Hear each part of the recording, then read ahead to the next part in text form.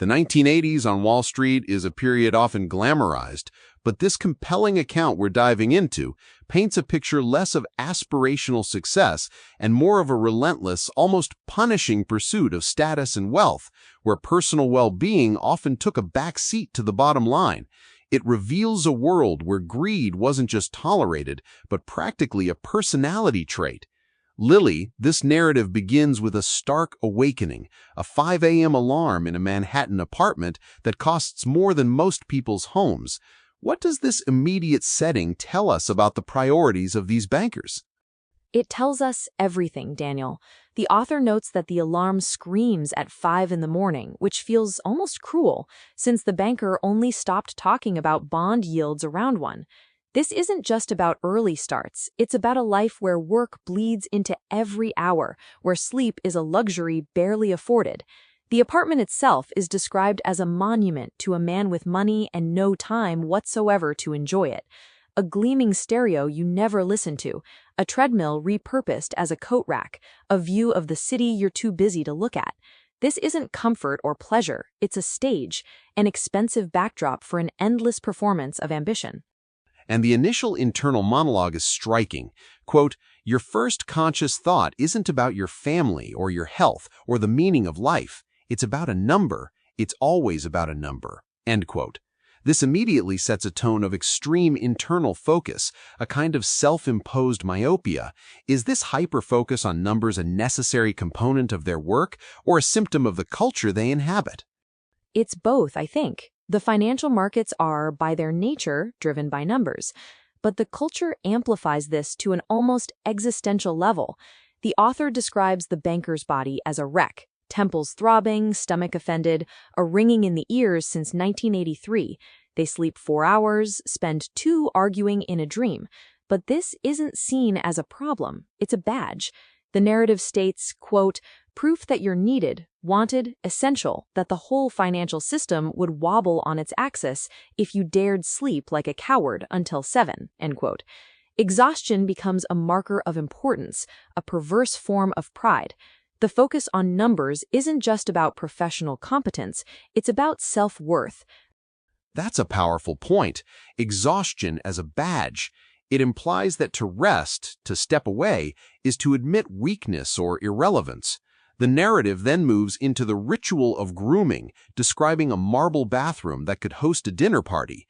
This isn't just about personal hygiene, it's presented as a transformation. Why was this morning ritual so critical for these men? Because looking successful wasn't optional, it was a weapon. The grooming is described with almost military precision. Mousse, then gel, sculpting the hair backward and tight against the skull until it gleams like polished stone. It must not move, enduring wind, sweat, panic, and a 14-hour day. The author says this hair could deflect a thrown telephone, and that isn't hypothetical. This isn't about vanity, it's about creating an impenetrable facade. The cologne applied, quote, "like a man salting a field so nothing can ever grow there again," end quote, signals ambition before presence. It's about projecting an image of unshakable confidence and dominance, even when you're a crumpled, over-caffeinated wreck underneath. The language itself suggests a battle. The shower is scalding because comfort is for the weak. You don't relax, you strategize, naked and steaming, like a general in a very small tiled war room. This relentless self-conditioning seems almost dehumanizing. What's the psychological impact of living in this constant state of performance? It blurs the line between the self and the persona. The goal is to appear as a titan of finance, and every action, from the temperature of the shower to the amount of cologne, reinforces that identity. The mirror reflection isn't flattering, but it's a mask of success. This constant performance, the suppression of any vulnerability, creates an immense internal pressure. It's a feedback loop. The world demands this image, so you become it, and in turn, you demand it of yourself. It's a world where authenticity is a liability. And this performance extends to their clothing. The narrative states, quote, "this is armor," end quote. Suits cost more than used cars, braces are bold, ties are silk. It's not just about quality, it's about a specific kind of communication. What message are these clothes sending? The message is clear. I am extremely expensive, and you cannot afford my opinion of you. The author emphasizes the tailoring, the contrasting collars and French cuffs, the cufflinks that cost more than a decent secondhand car. These aren't just clothes, they're signifiers of status and power. The pinstripes, for example, quietly inform everyone that you are, at all times, taller and more serious than they are. The heavy watch, recognized by other bankers but not civilians, serves as a secret handshake. Every detail is curated to broadcast invulnerability and importance, creating a visual hierarchy that reinforces the verbal one. The rejection of a belt in favor of braces is interesting. Quote, a belt would be simpler. A belt would also be boring, and boring is the one thing you cannot afford to be. End quote. This detail reveals a lot about the culture, not just their attire. It's about rejecting anything perceived as common or unremarkable. Precisely. It's a deliberate choice to be ostentatious, to stand out in a specific, powerful way. It's about signaling a refusal to conform to ordinary expectations. Boring is a death knell in this world. The entire persona is built on being extraordinary, exceptional, and ultimately intimidating. The whole process, from awakening to dressing, is about constructing this formidable self, preparing for the day's battles. And those battles begin not on the trading floor, but at breakfast.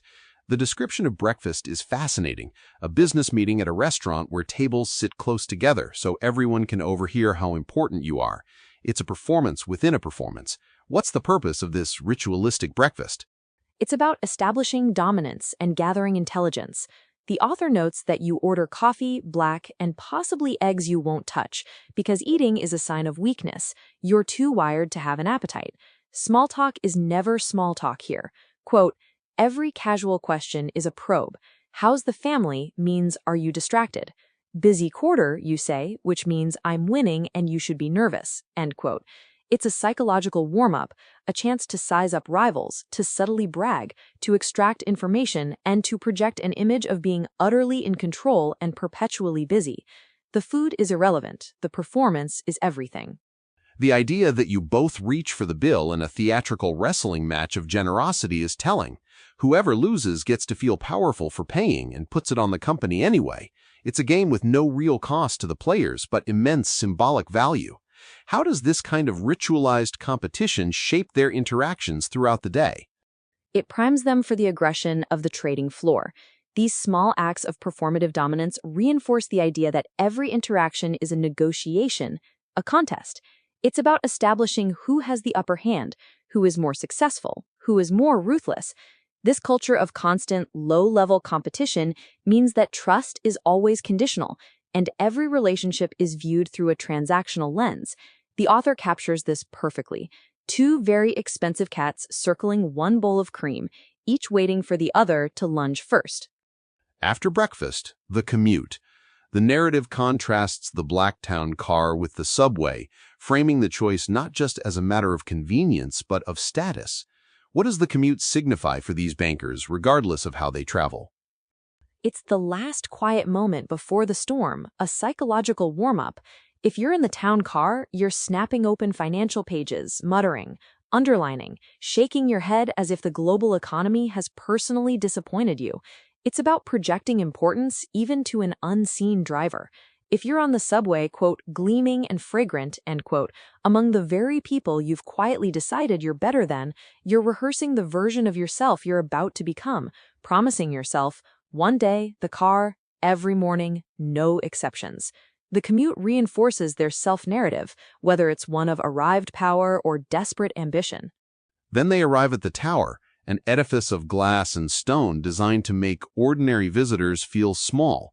The elevator, quote, a small sealed box of pure silent competition, end quote, where no one speaks but everyone evaluates.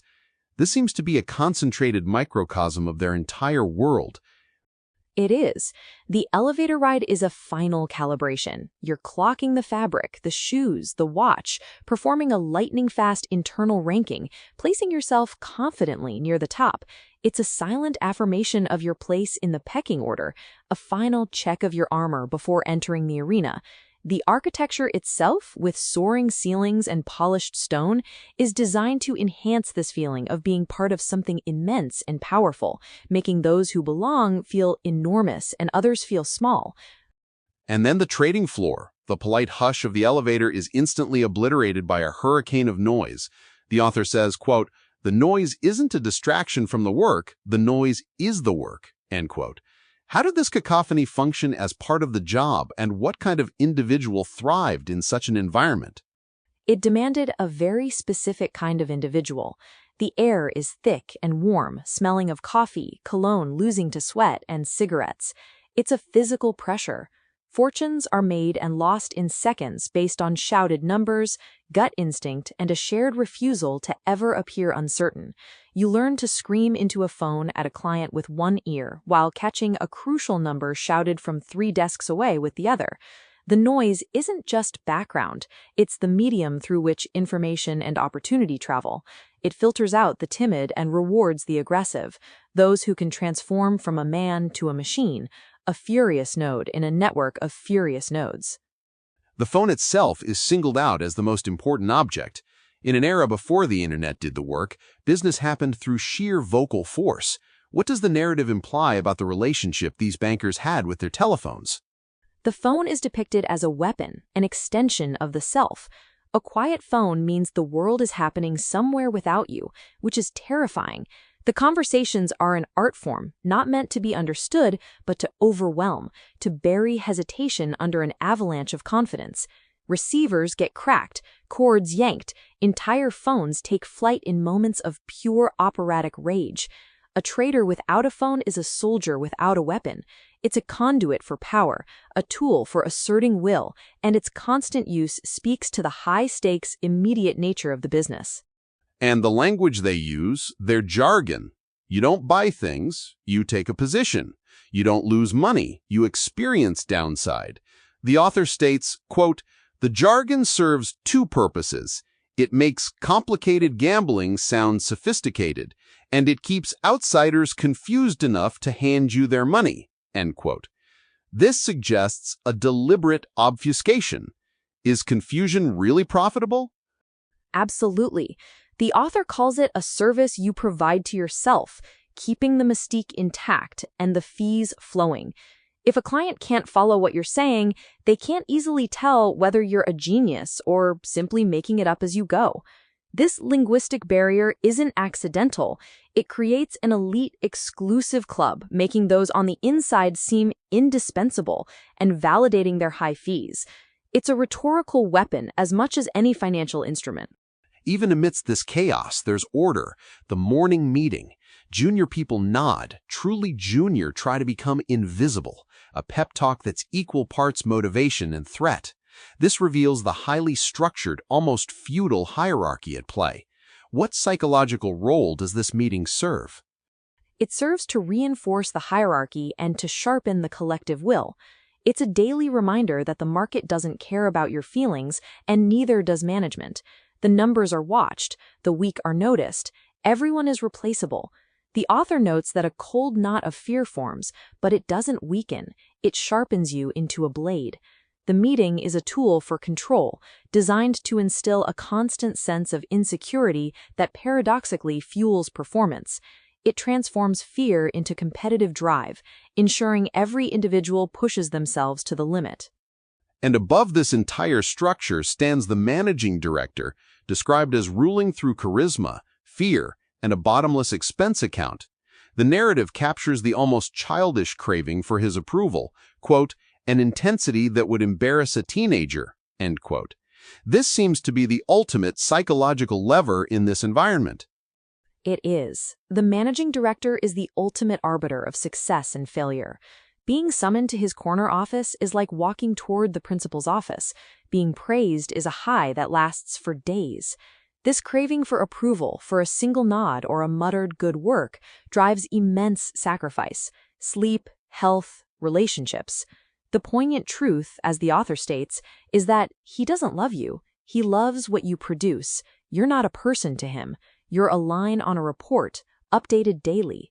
This transactional view of human worth is deeply ingrained, pushing individuals to constantly deliver, to justify their existence through output. And to meet those demands, the narrative takes us to a more dangerous aspect, the widespread use of cocaine.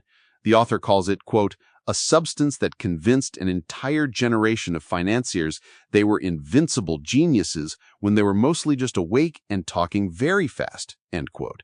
This is a powerful, dark insight into the decade's fuel. It's described as fitting the culture perfectly. Endless energy, unshakable confidence, no consequences. It seemed to deliver the impossible, 20-hour days, sharpness through exhaustion. The tragedy, as the author points out, is that the feeling was a lie. The confidence was chemical, not real. This led to worse decisions made while feeling more certain about them, a dangerous combination for anyone handling other people's money. It hollowed people out, wrecked lives, but discussing it would have meant admitting weakness, which was the unforgivable sin. The parallel drawn between the individual high and the decade's overall trajectory is quite profound. Quote, the whole decade was, in a sense, high. Everyone was borrowing against the future, mistaking a temporary chemical rush, financial or otherwise, for permanent brilliance, end quote. It paints a picture of collective delusion. Yes, it suggests that the entire economic system was operating on a borrowed high, just like the bankers themselves. Both were running on borrowed energy, heading for the same hard landing, but absolutely certain it would never come. This connection between personal behavior and systemic risk is a central theme in the narrative. The substance abuse wasn't an anomaly. It was symptomatic of a culture that prioritized unyielding performance over everything else, blind to the true cost. Let's turn to the technology that underpinned this world, the Quotron.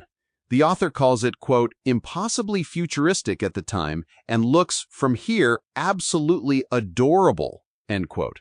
A chunky machine, green numbers, no sleek laptops. What does this primitive technology tell us about the traders' reliance on raw data and instinct? It highlights their intimate, almost tactile relationship with the market's pulse. They didn't just glance at the screen, they communed with it, staring for hours with religious devotion. When the numbers moved the right way, a jolt of pure joy. The wrong way, a lurching stomach. There was no elegant interface, no protective layers. It was raw data, interpreted through instinct and sheer willpower. The author perfectly captures the panic when the machine freezes, reducing grown, powerful men to childlike anxiety, praying to a beige box. This emphasizes their dependence on that direct, unfiltered connection to the market.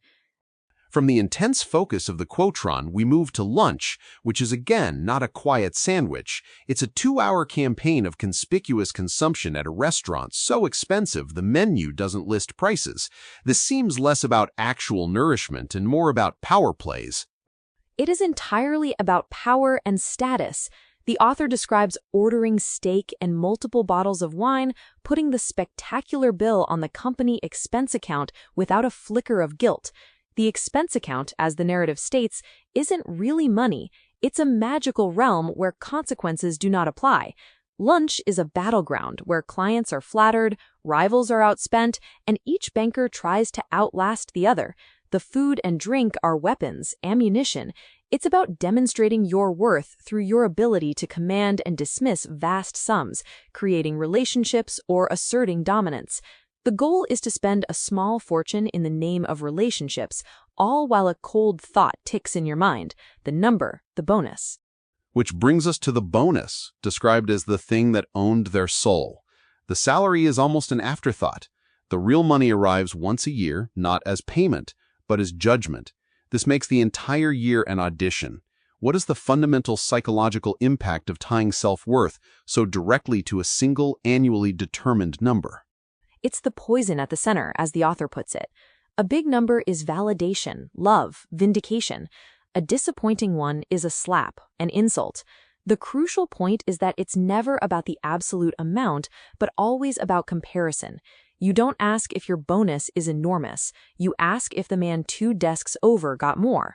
If he did, your own enormous bonus instantly curdles into an insult.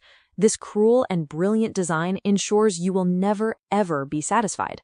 Enough is not a number, it's a feeling, and comparison guarantees you will never feel it. This perpetual hunger for more, driven by comparison, is the engine that drives the entire machine. And to feed that hunger, to justify those bonuses, they needed big deals. The narrative then introduces the junk bond, quote, exactly what it sounds like, dressed up in a very nice suit, end quote. This was a financial invention that promised enormous money out of thin air. What was the allure of junk bonds, and what were the inherent risks that the narrative suggests were deliberately ignored? The allure was its democratizing power. Traditionally, only big, safe companies could borrow easily. Junk bonds allowed riskier, often smaller companies to raise vast sums by offering high-interest debt. The insight was that while these bonds were more likely to fail, if you spread your bets and the interest rates were high enough, the math could work. Junk became opportunity. It felt like genius, even democracy. But the shadow was that all this borrowing rested on the assumption that the good times would continue forever. The author warns that debt is a wonderful servant and a terrible master, and the entire glittering structure was built on a mountain of it. Nobody wanted to think about what would happen if that mountain started to slide, because that was a problem for later, and later was a place these men did not visit. This leads directly to the leveraged buyout, or LBO, described as the decade's favorite magic trick. The most impudent part, as the author states, is borrowing the vast majority of the purchase price against the very company you're about to buy.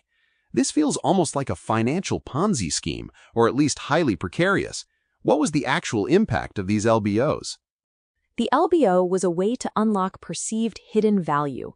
A raider would identify an undervalued company, borrow against its own assets and future earnings, then, once acquired, sell off divisions, close factories, and cut costs to service the new mountain of debt. To the bankers, this was brilliance. To the families whose livelihoods disappeared, it was a catastrophe.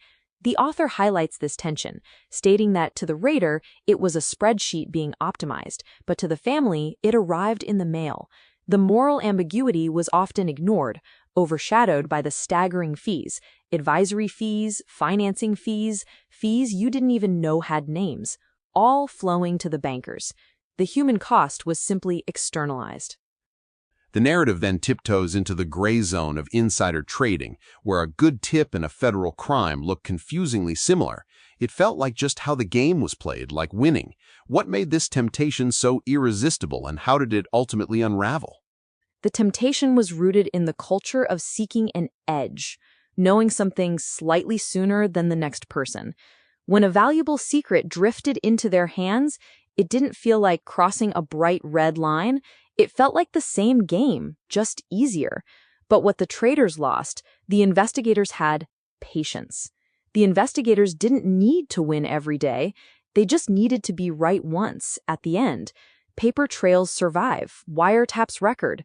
The very habits that made fortunes, constant talking, whispered tips, became the threads investigators pulled. Pressure mounted, leading to a chain of falling dominoes, as individuals, faced with a choice, cooperated and named others.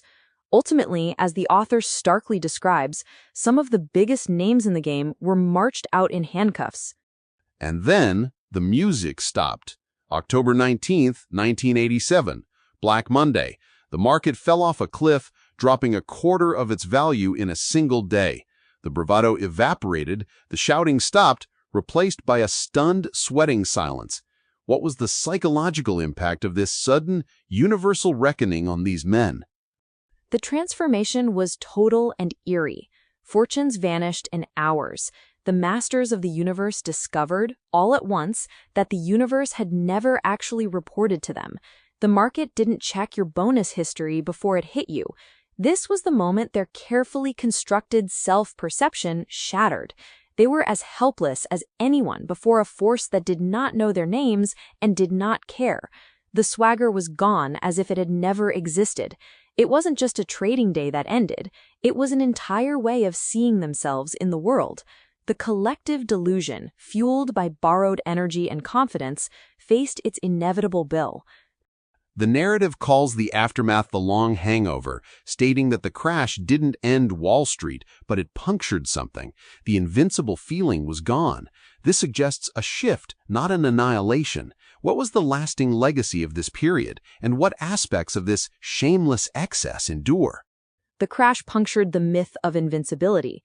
Some careers ended, some in courtrooms, some men walked away with fortunes intact, but reputations ruined, others with nothing. The entire decade had run on borrowed energy, money, and confidence, a shared refusal to believe any bill would ever come due. The powder on the desk, the mountain of debt, the towering self-regard, all were the same bet that good times would last forever, and they all came due. While the specific flavor of the 80s excess diminished, the core ambition never truly died. It simply changed clothes and found a new decade. The drive for wealth, the competitive comparison, and the blurring of ethical lines certainly continued in different forms, adapting to new eras but retaining that underlying hunger that the author so vividly details.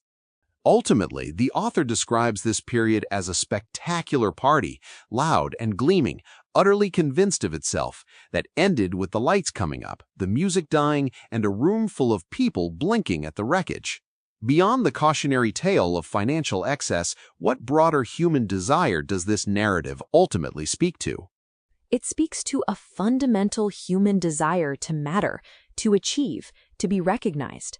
The author suggests that underneath the swagger were ordinary human beings, exhausted and hungry for approval, chasing a feeling that no bonus or trophy could ever quite deliver. They were ridiculous, yes, but also just people wanting to matter, the way people always have. The narrative is a profound exploration of how a system can amplify these desires to destructive levels, creating a culture where perceived importance trumps well-being and genuine fulfillment. It's a reminder that even immense material success can leave a profound void if it's built on a foundation of endless, unsatisfiable comparison and borrowed confidence. This account offers a stark look at the 1980s Wall Street, a world where the pursuit of the number eclipsed all else, ultimately leading to a reckoning both personal and financial. If this conversation resonated with you, please consider sharing this episode with someone who might also find it thought-provoking.